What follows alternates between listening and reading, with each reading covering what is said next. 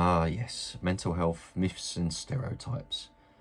When dumb and ignorant people can't be bothered to do any research before opening their mouths and shouting a load of nonsense about different mental illnesses or neurological conditions. Take that, mental illness. Hello, my friends, and welcome to Youth Potential, a place where we talk about all sorts of things related to mental health. Whether you feel good or whether you feel meh, this place is for you. Also, I've got an Instagram account. Please go and check that out. Hello, my friend Scott here, representing Youth Potential. Thank you to everybody that watched my last video. It was quite a long one to make. It was quite emotional. And that was the, excuse me, if you haven't watched it already, a 30-minute video on self-harm. Please go and check that out if you haven't watched it already. So in today's video, I'm going to be talking about mental health and neurodiversity stereotypes. I'm basically going to talk about the common mental health conditions and neurological conditions, such as autism and self-harm, anxiety, depression, those kinds of things. And I'm just going to list off a few stereotypes, a few misconceptions, a few myths that I've experienced, or I've spoken to people who have experienced it and they've told me their experience, or just something that I've witnessed firsthand, maybe not unto me, but in the vicinity. You know what I'm talking about. You know what I'm talking about. I don't need to keep going on about that. So we're going to start this video with the condition, which is anxiety, or more specifically, generalized anxiety disorder. Anxiety doesn't mean that you're afraid of everything. I think that's where the lines get blurred in the difference between anxiety and fear. So I'd say anxiety is more about the condition and its characteristics, whereas fear is more about, how can I put this? Fear is more about the thing that you're afraid of. Okay? So people with anxiety aren't afraid of everything. I know I'm not afraid of everything. People with anxiety may experience things like, increased heart rate, shortness of breath, or choking, or even like an itchy throat, itchy over the body, or sweaty, clammy, shaking, as well as being able to experience all of those. People with anxiety can actually be quite courageous, can be quite confident. I think I've reached a stage in my life where I manage anxiety quite well. It's always a battle. I have to battle with what's going on up here, and I have to battle usually that feeling in my chest that I get when I get quite anxious. But if I just tell myself, to keep pushing through, I can get through it okay. So yeah, I'm not afraid of everything. There are definitely things in life that bring on anxious symptoms more than others. But yeah, practice makes perfect. You have to try. Well, I try anyway. So as well as people believing that you're afraid of everything, people often think that you won't engage in certain tasks as you're too anxious. So you probably won't get invited out for a drink or for a party or to go and do something because, and I've had that, well, it's felt like that's happened to me, where I felt like maybe I'm not being invited out to places because people know that I'll just say no all the time. But I think the right thing to do in that situation, if you know someone suffers from anxiety and, for whatever reason, there's an opportunity for them to come and do something with you, it's nice just to invite that person. If they don't feel like they're up to it, or their anxiety's crippling them too much, then just say, okay, no worries, no biggie. But it is nice to make people feel, a part of something where possible. So just because someone has anxiety, don't write them off that they're too afraid to come and do stuff out in the real world with you. Another misconception is that if you suffer with generalized anxiety disorder, that you have lots of panic attacks, and quite frequently. Again, that's not always the case. It's sometimes the case, but not always the case. So I've been through periods in my life where I've had more panic attacks than let's just say, more recent times in my life. I think that's just, you know, come through being able to manage myself better. But I'm not immune to my heart rate changing, you know. I'm not immune to feel like I'm suffocating. I have to kind of push through it up here a little bit more. I have to keep talking to myself, use my inner voice to kind of try and control how I respond to it. So yeah, but at the same time, people with anxiety, maybe if it's in their earlier stages in life where they don't feel as confident, they probably do suffer from panic attacks a lot more. But I think when it comes to panic attacks and anxiety, it's going to be there quite a lot. So you just have to learn to try and manage it as best as you can, and that is possible. And I think the final stereotype or misconception when it comes to anxiety is that they're the same as phobias. They're not. I think, in my opinion, I think phobias are more centralized to a singular thing, albeit very specific or broad.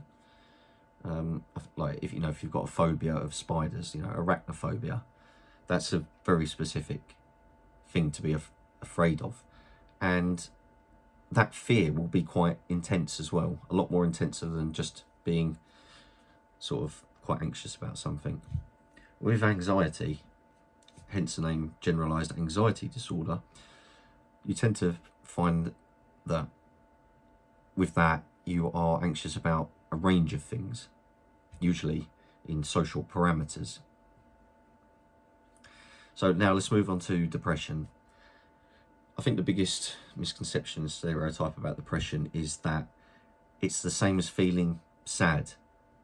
It's not. Depression is more complex than just feeling sad. I think feeling sad, you know, plays its part in depression, but depression is way more crippling. It's way more long term, and it's a lot harder to get rid of. Another stereotype is that people who fall into depression become suicidal or self-harm. That's not always the case. I've known people that have experienced crippling depression but haven't harmed themselves. Sometimes that can be because they've had intervention quite early on. Sometimes it can be that they've just been able to just switch off physically and just let themselves feel numb and not act on that. I think a lot of people that isolate themselves are often seen as a depressive person or a depressed person. That's not always the case. Some people just like their own company. Some people just like peace and quiet for a little bit of mental equilibrium. So yeah, I mean, I think if people are isolating themselves, it's good to check in with them once in a while, because that, strictly speaking, is or can be a sign of depression, but it doesn't mean that they necessarily are. Okay, that's where, you know, your use of communication comes in. An old classic stereotype is that goths and emos are all depressed. I'm just going to say no, that's ridiculous. I think something that is overlooked when it comes to depression is that, and not overlooked by everyone, but overlooked frequently, is that depression is usually hidden behind a multitude of things, not just one particular symptom. People who drink a lot of alcohol or take drugs, people who are violent or angry, people who self-harm, people who under or overeat. Yeah, depression can be hidden behind all those sorts of things as well. Speaking of self-harm, there's a few stereotypes and misconceptions here. A lot of people, at least in the past, believed that self-harm was limited to just cutting yourself. We all know that's not the case. There's a variety of different ways that you can self-harm. Another stereotype is that self-harm is limited to teenagers. No, again, not the case. Self-harm doesn't discriminate against any age. A lot of people have believed that self-harm is a gateway to suicide. Again, not the case. But at the same time, it's good to check in with people who self-harm every so often, because it can lead to feeling suicidal, at least. I think the biggest stereotype and misconception of all time when it comes to self-harm is that it's attention seeking. No, in certain cases that's true, but in a lot of cases it's not. Most people try to hide their self-harm. Another misconception and stereotype is that small cuts that aren't as deep as, or longer, or as many in quantity as others, believe that those baby cuts don't matter. Not the case at all. Any amount of self-harm matters. Even thoughts of self-harm need to be treated and managed. Some people think that if they self-harm that they have a borderline personality disorder diagnosis. That's not always the case. And an almost comical stereotype when it comes to self-harm is that there's such a thing as slit your wrist music, usually associated with emo music, goth music, death metal, anything with screaming in it, or even things like Radiohead. People will say slit your wrist music, but it's not. That's subjective.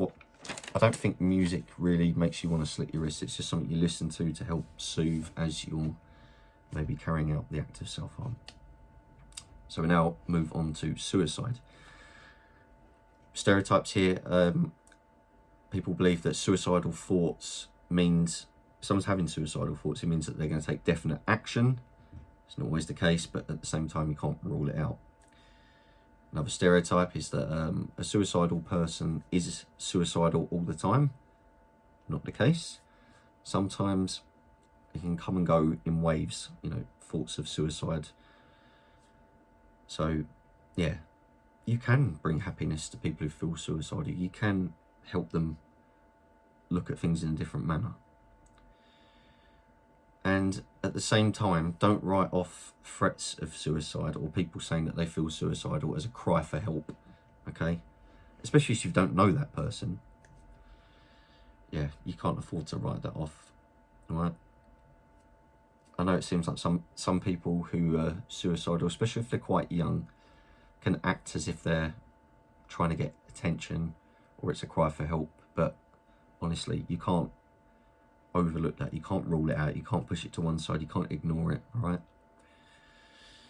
So what about bipolar stereotypes? People believe that bipolar means that that person with bipolar is only happy or sad. People with bipolar can experience a range of emotions, just like people without bipolar. All right? It's just that the condition basically influences that polarity between going from one end of the spectrum where you are super happy and manic, going through sort of less manic stages to more depressive stages to like complete numbness. It's more gradual. That's how I've had it described to me. Bipolar often gets called by its old term, manic depressive, and people get confused. I think that's one of the problems when it comes to updating names of mental health conditions, is that people get it mixed up or confused, or they think it's different when it's actually the same thing. It's just a more modern term. And another stereotype I hear is like, I've heard, should I say, is, that's so bipolar, or the weather's bipolar, or it's behaving bipolar, meaning that it can't make its mind up. But that's just ridiculous. That shouldn't make sense. As I say, people with bipolar experience a range of conditions. Borderline personality disorder, or as I say, the updated term, emotionally unstable personality disorder. Stereotypes associated with that condition, and I should know this because I live with the condition. Sometimes get branded as a narcissistic attention seeker. I mean, don't get me wrong, I have actually seen either online and sometimes in person people behaving that way if they've got that condition. I think sometimes they don't mean it, and sometimes they use it to their advantage to try and manipulate people to get their own way. But I think that's more down to the individual rather than the condition itself. Another stereotype is that, again, as I just kind of mentioned there, is that we're all manipulative and toxic. Not the case. Plenty of people with BPD, EUPD, very compassionate, very empathic, and extremely caring. It just, when things go wrong, sometimes our emotions like to drive us into things without us being able to think about them first. Another stereotype is that we're quite often mistaken to be drug users or alcoholics and always self-harm. I've met people with BPD that have never self-harmed, or at least not acted on it. Maybe they've thought about it. Schizophrenia and schizoaffective disorder. I think this is probably the most stereotyped one. I think a lot of poorly educated and ignorant people think that schizophrenia and psychosis are the same thing. They think that people with schizophrenia or schizoaffective disorder are hallucinating 24/7 and that they're all violent and dangerous people. That is not the case, okay? To some degree, there are some truths there, okay?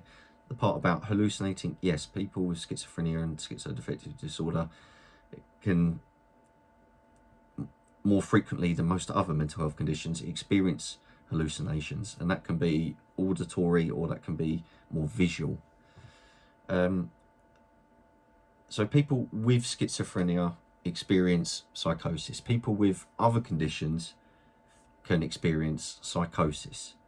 So, for example, if someone has borderline personality disorder, they can experience psychosis through maybe some sort of trauma. Sorry, I'm using the wrong accent there. Trauma. But that doesn't necessarily mean that they've got schizophrenia. Okay, whereas people with schizophrenia and schizoaffective disorder more or less going to have and experience psychosis more frequently.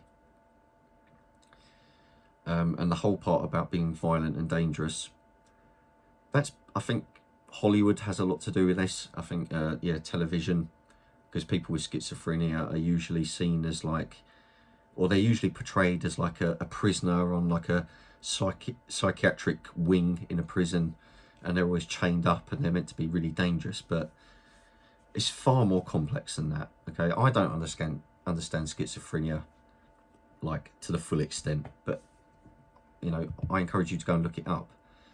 But you shouldn't feel endangered around people with schizophrenia or schizoaffective disorder.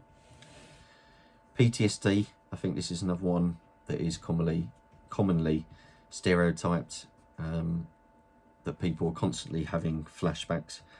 People with post-traumatic stress disorder do experience flashbacks, and they can come at random times when triggered, or just when randomly remembering something, but they're not experiencing constant flashbacks. You know, they're not living in the past, but people with PTSD will experience real feelings of anxiety or fear or dread, or they'll just go back to feeling how they felt during that particular trauma that their brain is reminding them of.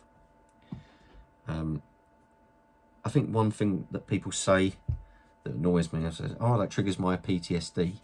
All right, if it triggers your PTSD, don't say it in a way that makes you sound a little bit manipulative and narcissistic, all right? I think that, to be honest, that applies when it comes to anything. When you say, if you want to say to someone that triggers my whatever, don't make it sound like you're entitled, all right? That's just my advice. Because when you say it like that, people get kind of put a barrier up and then write you off completely. Yeah. OCD, I think another one, massively gets misconceptions and myths all the time. People think that OCD is all about being clean, tidy and organised. That's not necessarily the case, although it is true in plenty of cases. But there's more to it than that, okay? It's not just about being tidy. I don't fully understand it because it's not a condition that I have. But being autistic, I do have some traits of OCD. Like, I do like to be really organised. I like, you know, things to line up properly when I organise things into different patterns or whatever. or placing things.